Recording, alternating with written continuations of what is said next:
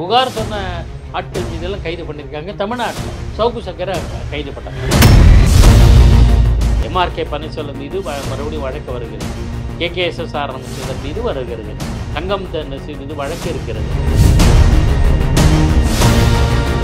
அநேகமாக பாஜக அமித்ஷா இருக்கார் இல்லையா, தமிழக வெற்றி கழகத்தை ஏதேனும் ஒரு வகையில் தொகுதி உடன்பாடு அல்லது ஏதேனும் ஒரு உத்தியின் அடிப்படையில் அவர் ஈர்த்து கொள்ள முயற்சி செய்வார்.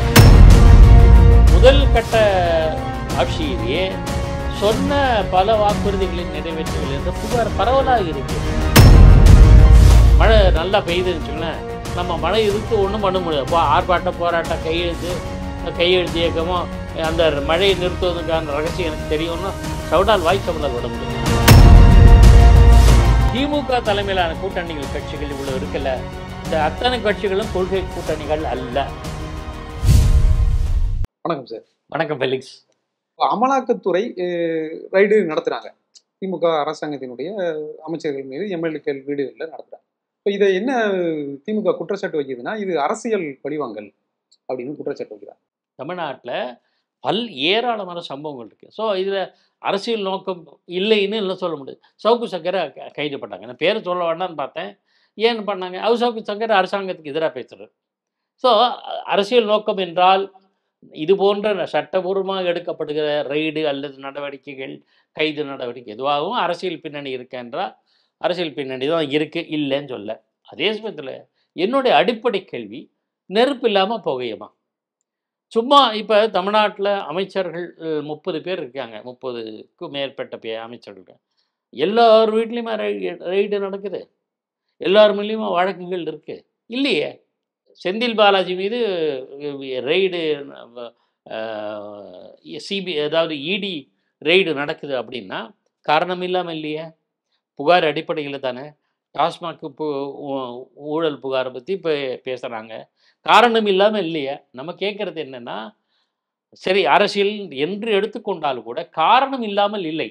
திமுக அமைச்சர்கள் மீதான சட்டபூர்வ நடவடிக்கைகள் அத்தனையுமே நீதிமன்றங்களின் அறிவுறுத்தல், வழிகாட்டுதல், தானாக சுவமோட்டோ என்று சொல்வார்கள, தானாக எடுத்துக்கொள்ளுகிற வழக்கு, இதன் அடிப்படையில் தான் எல்லாம் நடக்குது.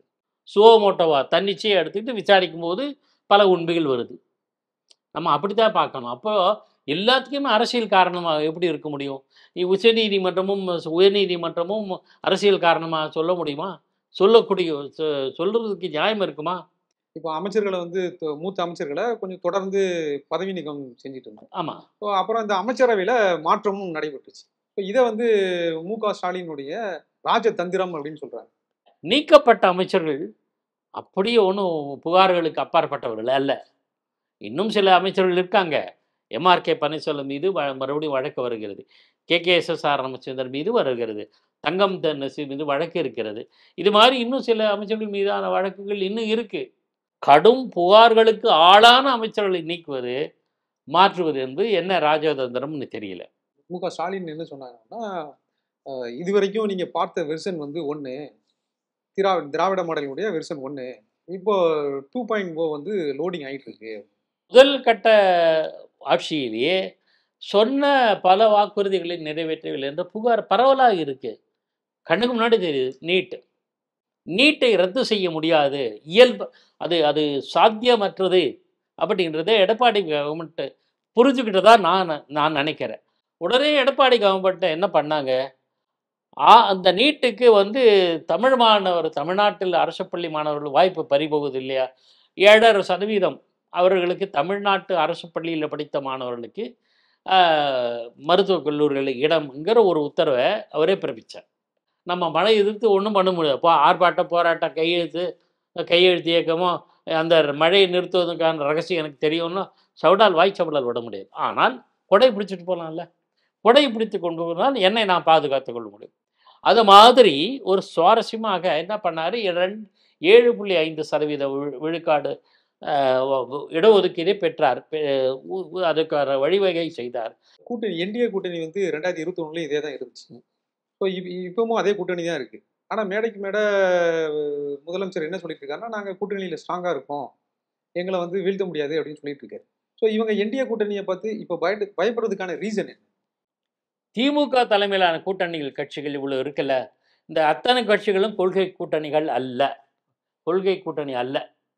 உள்ளவங்களும் திமுகவில் இடம்பெற்றிருக்கிற அத்தனை கட்சிகளும் ஒருத்தருக்கு கொள்கையில் அவ்வளோ ஒத்துமை போகலை. ஆனால் இவங்களுக்கு எல்லாம் ஒரே ஒரு புள்ளி இணைக்குது. என்ன புள்ளி? பாஜக எதிர்ப்பு என்ற புள்ளி. சரியா? பாஜக எதிர்ப்பு என்ற புள்ளியில் தான் அந்த கட்சிகள்லாம் இணைகின்றன. இந்த பக்கம் அதிமுகவும் பாஜகவும் கூட்டணி செய்யுது. இவங்க 2 பேருக்கு என்ன புள்ளி? திமுக ஆட்சி எதிர்ப்புங்கிறது தானே. ஸோ ஒரு புள்ளியில் இணைகிறாங்கல்ல. அவர் எடப்பாடி பழனிசாமியே கொள்கை வேறு கூட்டணி வேறுன்னு சொல்லிட்டார். நம்ம அதை டிபேட்டுக்கு எடுக்க முடியாது, அதை விவாதிக்க முடியாது. ஒரு புள்ளியில் இணைகிறார்கள். என்னுடைய அனுமானம் சரியாக இருக்குமானா, யூகம் தான் இது. அநேகமாக பாஜக அமித்ஷா இருக்கார் இல்லையா, வேறு சில கட்சிகளும் தங்களுடைய ஃபோல்டுக்கு, தங்களுடைய அணிக்கு ஈர்ப்பதற்கான உத்தி அவருக்கு தெரியும். ஏதாவது ஒரு வகையில் விஜய் தலைமையிலான தாவேகா தமிழக வெற்றி கழகத்தை ஏதேனும் ஒரு வகையில் தொகுதி உடன்பாடு அல்லது ஏதேனும் ஒரு உத்தியின் அடிப்படையில் அவர் ஈர்த்து கொள்ள முயற்சி செய்வார். அவர் 2026 தேர்தல் ஒரு கடுமையான போட்டி இருக்கும், டஃப் ஃபைட் இருக்கு. திமுக கட்சியை தேர்தல் களத்தில் திணறடிக்க செய்வது என்ற முடிவுக்கு இவங்க வந்துட்டாங்க. அது நிச்சயமா என்னால் சொல்ல முடியும். சரி, ரொம்ப நன்றி சார். உங்க கருத்துக்களை பயன்படுத்துறதுக்கு ரொம்ப நன்றி சார். இந்த அலைவரிசைக்கு நெஞ்சார்ந்த நன்றி. அரசியல்ல உண்மையா என்னதான் நடக்குது தெரிஞ்சுக்க நாளை நமதே சேனலை சப்ஸ்கிரைப் பண்ணுங்க.